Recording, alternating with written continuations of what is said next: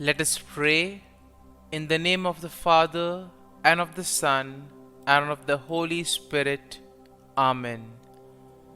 O Jesus, through the Immaculate Heart of Mary, I offer you my prayers, works, joys, and sufferings on this day for all the intentions of your Sacred Heart, in union with the holy sacrifice of the Mass throughout the world, in reparation for my sins, for the intentions of all my relatives and friends, and in particular for the intentions of the Holy Father.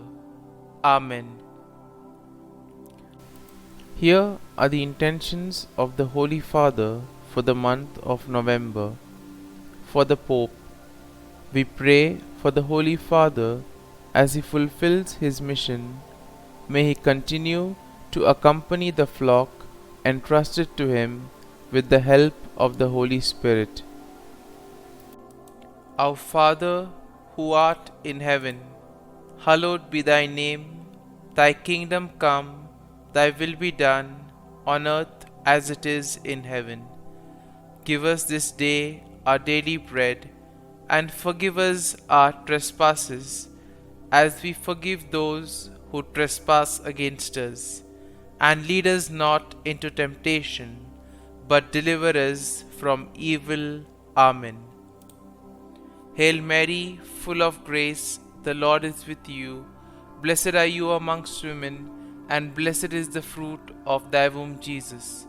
Holy Mary, Mother of God, pray for us sinners, now and at the hour of our death. Amen. Glory be to the Father, and to the Son, and to the Holy Spirit, as it was in the beginning, is now, and ever shall be, world without end. Amen. My dear friends, the Word of God welcomes us this morning. And as we begin this day, let us begin by spending time with the Lord. As we have decided to welcome this day in the presence of the Lord, let us begin by thanking Him for all that He has done for us, all the blessings that He has bestowed on us, and most importantly, for all the graces, for all the favors that He has given us right from our birth till now. On many occasions, we see that because we are caught up with so many other activities, because of our busy schedule, we don't pay attention to these small details that are there in our lives. Very often, these graces, these blessings, which are so important in our lives, are kept aside. And therefore today, as we begin today's morning prayer, we ask the Lord to give us the grace so that we may be able to appreciate the good things that He has done for us. And therefore, it is appropriate that we begin today's prayer by thanking the Lord for all that He has done for us. First and foremost, we thank the Lord for the gift of life, for giving us talents, abilities, and various opportunities in our lives. We also thank the Lord for the gift of our family members, friends, relatives, near and dear ones, and all those who play a very important role in our lives. Now we see that there are so many people who have been instrumental in our lives in so many ways. These people have dedicated their time and effort, and thus they have shaped and helped us become who we are. And therefore we thank the Lord for their presence in our lives, and we also ask the Lord to bless them so that they may be able to have the fullness of life. We also thank the Lord for the gift of this day, yet another day that we have been given to make good use of our talents, of our abilities, and more importantly, to make a difference not only in our lives but also in the lives of those around us. We also thank the Lord for the various opportunities that He has given us. Opportunities to put our talents, to put our abilities to use. And at the same time, opportunities to help others make a difference in their lives. Lord, we also want to thank You for all the experiences that You have given us. Some of these experiences may be really good. We may want to cherish these experiences. But there may be other experiences which may be bitter, which may be harsh. Nonetheless, these bitter experiences may have taught us a lot in life. These are the experiences that have made us stronger. And therefore, Lord, we thank You for giving us these experiences, for making us better individuals, for making us stronger, and thus for preparing us to face the challenges in life. And therefore, my dear friends, as we participate in this morning prayer, let us ask the Lord for this grace that we may be able to radiate His presence to the world around us, that we may be able to become messengers of peace, joy and love, spreading His message of goodness, spreading His message of peace and love to the world around us. And therefore, let us ask the Lord to accompany us in whatever we do today, so that every action, every word may radiate His love, peace and joy. And now, my dear friends, let us reflect and meditate on Psalm 58. As usual, we shall have a general overview of the psalm, and then we shall take a look at the psalm in detail. Now, we see that Psalm 58 is a psalm of lament that is attributed to David. It is a powerful and impassioned plea for God's justice against wicked rulers and unjust judges. And therefore, we see that the psalm can be also divided into three main sections. The first section, which is basically a denunciation of wickedness and a call for God's judgment, and this we'll find in verses 1 to 5.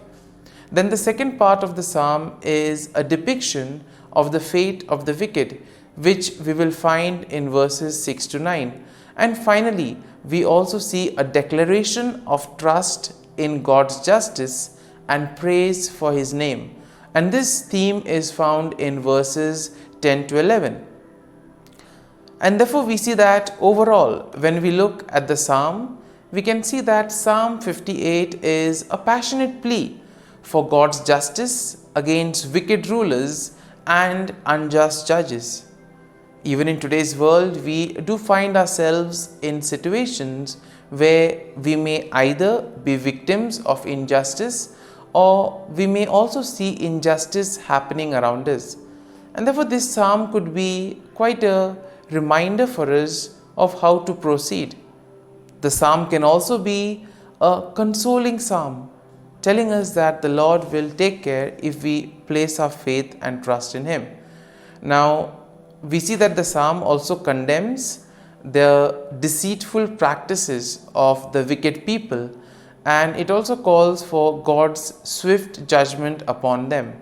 The psalm highlights the righteous indignation of the psalmist, who places his trust in God's righteous judgment. And therefore, the psalm will also serve as a reminder of God's love. And therefore, we see that God is the ultimate judge, and we see that the psalm also affirms the faith that justice will prevail. Ultimately, we see that the psalm will lead us to praise and recognize God's faith and trust. And therefore, when we take a look at the psalm in detail, we see that in the first part of the psalm, the first section, David will denounce the wicked rulers and judges who fail to administer peace. And these are the wicked people who oppress the righteous. Here we see that he uses very strong language to describe their wickedness and deceit, calling them gods who speak lies and who weigh out injustice. And therefore we see that David also expresses his righteous indignation by imploring God to break the teeth of the wicked and to tear out their fangs like the fangs of a lion. And here we can see that it's very powerful language, and which probably expresses the anger, the sorrow that David is experiencing, the grief that he is going through. And therefore David also accuses them of being deaf to the voice of charmer, and therefore meaning that they are very unreceptive to the advice that is given to them. In other words, these are the people who are not willing to change. Now, in the second section, we see that David vividly portrays the fate of the wicked. And here he sees that he compares them to a serpent whose venom is useless and cannot harm others. And he envisions their demise, stating that they will be swept away like a stillborn child, never to see the sun. Once again, very strong language which probably expresses the grief that David is undergoing, also the fear, the anger that is there within. And here we see that David emphasizes that God will swiftly and decisively judge these wicked people. Therefore, by doing so, he also affirms that God's righteousness and justice will prevail.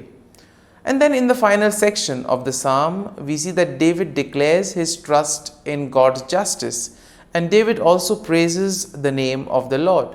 He affirms that the righteousness of the Lord will rejoice when they see the vengeance of God. That means the righteous people will be happy when ultimately they realize that their faith, their trust in the Lord has been repaid.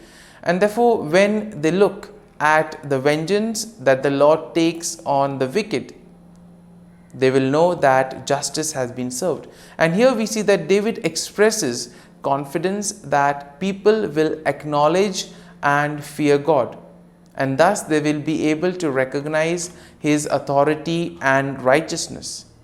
And therefore, my dear friends, as we have reflected and meditated on this psalm, let us now close our eyes at this morning hour and let us thank the Lord. Let us praise the Lord. Let us glorify the Lord. Loving Father, you have given us this time in the morning. You have been gracious to us. You have given us your Son, our Lord Jesus Christ, who has cleansed us from our sin. He has taken away all our sins and He has given us a new life. Lord, we thank you for giving us the Holy Spirit. And therefore, Lord, we ask you to bless us and protect us at every step of the way. Be our guiding force. Be there to always show us the way. And for all this, Lord, we thank you, we praise you, and we glorify you. You have protected us and you have guarded us through the night. You have given us this time to spend with you. You have woken us up this morning and you have given us good health of mind and body. And for all this, Lord, for your love, for your mercy, for your generosity, we thank you and we praise you, O Lord. You are a merciful God. You have blessed us in so many ways. As we reflect on our blessings, as we reflect on all the good things that have happened to us, as we reflect on our experiences, Lord, we want to thank you. We want to praise you for making us better individuals. And now, my dear friends, let us spend a few moments in silence and let us reflect on the psalm. Let us see what touched us. Could be a word, could be a phrase, or could be a sentence or a thought. Remain with that and allow the psalm to take root in you so that ultimately your words, your actions will radiate the love, peace, and joy of Christ to the world around.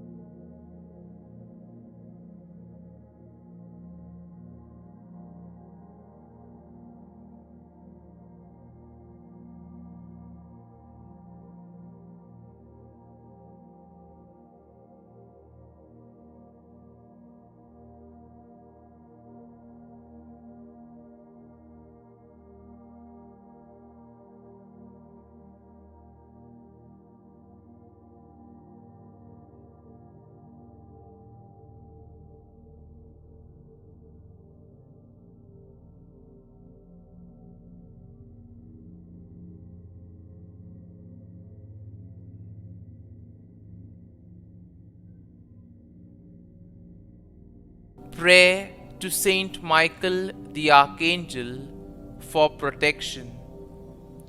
Saint Michael the Archangel, defend us in battle. Be our defense against the wickedness and snares of the devil. May God rebuke him, we humbly pray. And do thou, O Prince of the heavenly hosts, by the power of God, thrust into hell Satan and all the evil spirits who prowl about the world, seeking the ruin of souls. Amen. Act of Adoration. O Sacrament most holy, O Sacrament divine, all praise and all thanksgiving be every moment thine. Saint Gertrude, prayer for souls in purgatory. Eternal Father, I offer Thee the most precious blood of Thy divine Son, Jesus, in union with the masses said throughout the world today, for all the holy souls in purgatory, for sinners everywhere, for sinners in the universal church, those in my own home and within my family. Amen. May the divine assistance remain always with us, and may the souls of the faithful departed through the mercy of God rest in peace. Amen. Glory be to the Father, and to the Son, and to the Holy Spirit, as it was in the beginning, is now, and ever shall be, world without end. Amen.